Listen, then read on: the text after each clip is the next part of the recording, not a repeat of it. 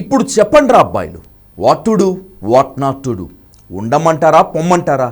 ఈ ప్రశ్న ఎవరిదో తెలుసా? ఇండియన్ హిట్ మ్యాన్ రోహిత్ శర్మది. एक बंदा कोई अंदर माइक लेके बैठा है या लैपटॉप लेके बैठा है या पेन लेके बैठा है. ఎవడెవడో ఏదో రాస్తూ ఉంటాడు, ఇంకెవడో ఏదేదో మాట్లాడుతూ ఉంటారు. నా జీవితంలో ఏ మార్పు తీసుకురావు, నాకు బుర్ర ఉంది, అంతకు మించి మెచ్యూరిటీ ఉంది, 2 పిల్లల తండ్రిని, నేనేం చెయ్యాలో నాకు తెలుసు, నేను ఆలోచించుకోగలను, ఇలా సమాధానం చెప్పి గ్రౌండ్లోకి వెళ్ళి ఇంగ్లాండ్ బౌలర్కి రేవు పెట్టేశాడు. రిటైర్మెంట్ వార్తల ఒత్తిడిలో తన ఆట తీరుతోనే సెలెక్టర్లకు విమర్శలకు సమాధానం ఇచ్చాడు. తొడకండరాలు పట్టేసిన హిట్ మ్యాన్ గ్రీస్ వదలకుండా పోరాడాడు. ఫీల్డింగ్లోనూ చిరుతపురిలా దూకాడు.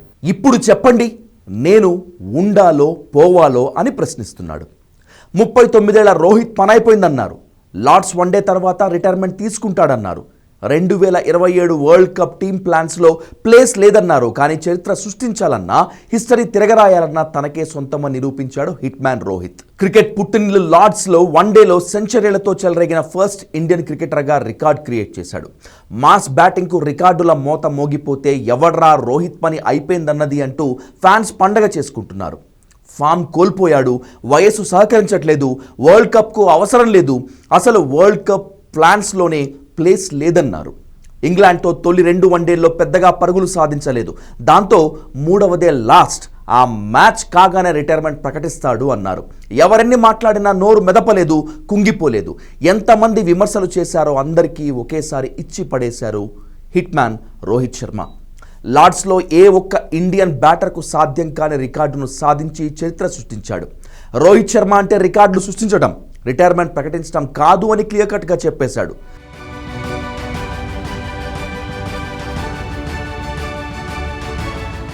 అపోనెంట్ ఎవరైతే ఏంటి, దుమ్ము దులపటమే తెలుసు అన్నట్లుగా ఇంగ్లాండ్ గడ్డను తన అడ్డాగా మార్చేసుకున్నాడు Rohit Sharma. Do or die మ్యాచ్లో ఏకంగా 138 పరుగులు చేసి నయా రికార్డ్ క్రియేట్ చేశాడు. వన్డే ఫార్మాట్లో ప్రతిష్టాత్మకమైన లార్డ్స్ మైదానంలో సెంచరీ కొట్టిన భారత తొలి బ్యాట్స్మన్గా రికార్డ్ సృష్టించాడు. 39 ఏళ్ల వయసులో కుర్రాళ్లకు సాధ్యం కాని ఫీట్ సాధించాడు రోహిత్. భారీ టార్గెట్ చేజింగ్లో 84 బంతుల్లోనే రోహిత్ 100 పరుగుల మార్క్ అందుకున్నాడు. మొత్తం 110 బంతుల్లో 138 పరుగులు చేశాడు.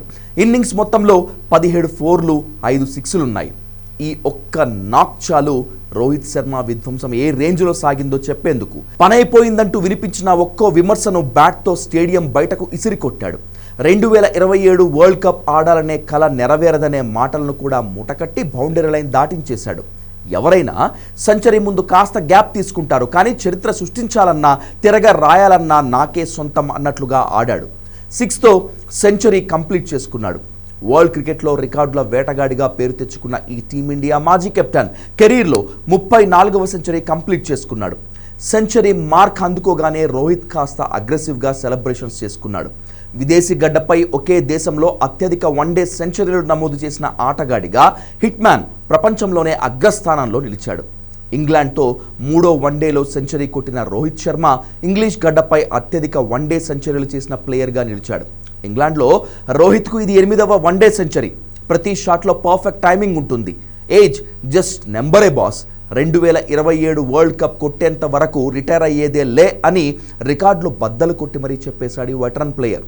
స్టేడియం మొత్తం స్టాండింగ్ ఓవేషన్ ఇచ్చిందంటే మనోడి బాధుడు ఏ రేంజ్లో ఉందో అర్థం చేసుకోవచ్చు. ఇంగ్లాండ్పై సింగిల్ హ్యాండ్ సెంచరీతో బోర్డుకి సెలక్షన్ కమిటీకి స్ట్రాంగ్ మెసేజ్ పంపించాడు రోహిత్.